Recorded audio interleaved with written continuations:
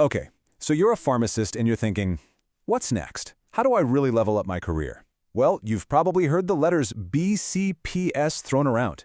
It stands for one of the most respected credentials out there, and today we're going to pull back the curtain on the whole thing. We'll get into what it is, why it's such a game changer, and this is the big one, how you can actually pass it. So let's dive right in. You know, it's one thing to be good at your job, but it's another thing to be seen as a true expert, right? I mean, that's the goal for so many of us. This certification, it's your chance to prove it.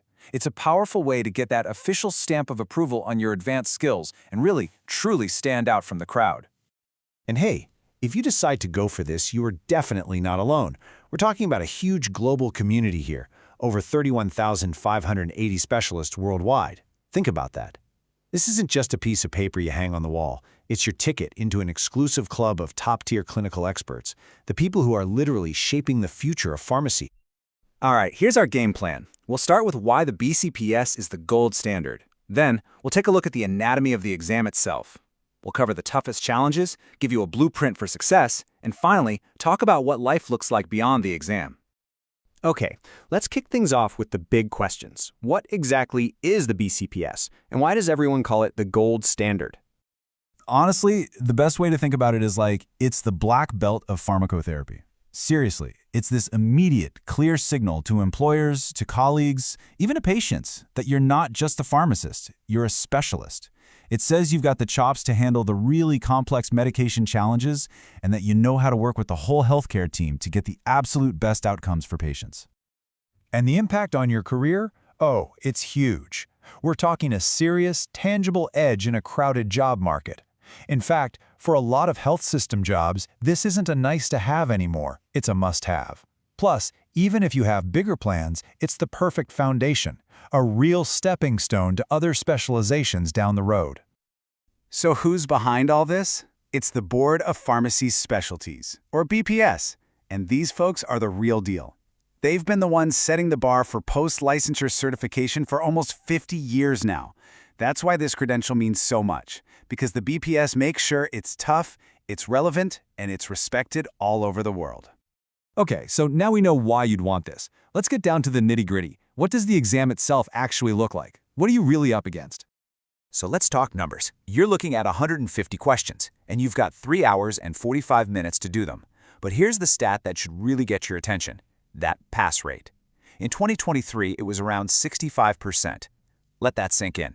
More than a third of the people who sat for this exam, all of them smart, qualified pharmacists, didn't pass. This test is designed to be a challenge for sure. So, with a test that tough, where in the world do you focus your energy? Well, the official content outline gives you a giant clue. Look at this. A massive 72% of the exam is on patient care and therapeutics.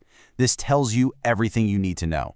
It's not about just memorizing facts. No way. It's all about applying what you know to messy, real-world patient cases. All right, but even within that huge clinical section, there are a couple of topics that are, well, they're notorious. They're the ones that consistently trip people up year after year. Let's shine a spotlight on the two biggest hurdles you're going to have to clear. And here they are: biostatistics and regulatory issues. And, it kind of makes sense when you think about it.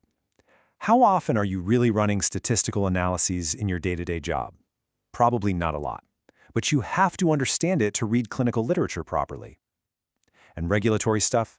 It's just vast. It's this huge, ever-changing world of standards from agencies like the FDA and the Joint Commission. It's a beast to get your head around. And hey, don't just take my word for it. The folks over at MedEd 101 put it bluntly.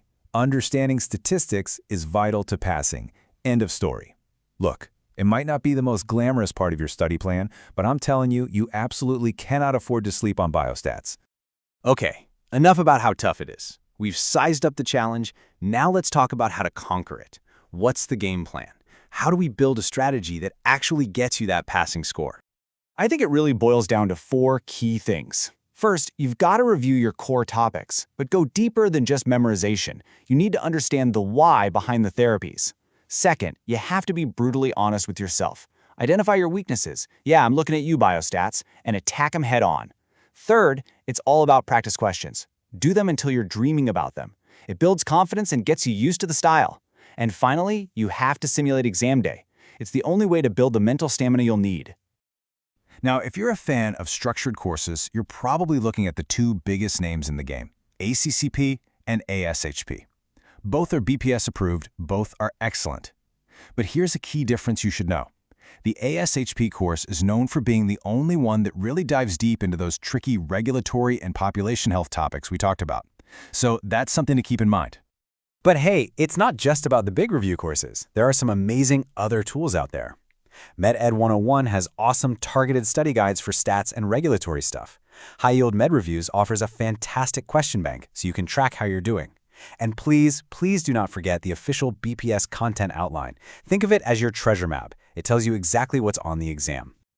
So, the big question, how much time do you need to block out for this? Well, the general consensus is to give yourself somewhere between 6 and 12 months. Yeah, it's a big commitment, but this is absolutely a marathon, not a sprint. Giving yourself that longer runway means you have time to really dig in, work on your weak spots, and practice without completely burning yourself out.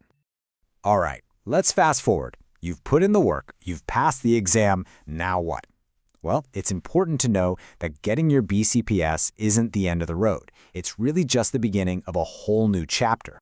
You see, this certification runs on a 7-year cycle. It's not a one-and-done kind of thing.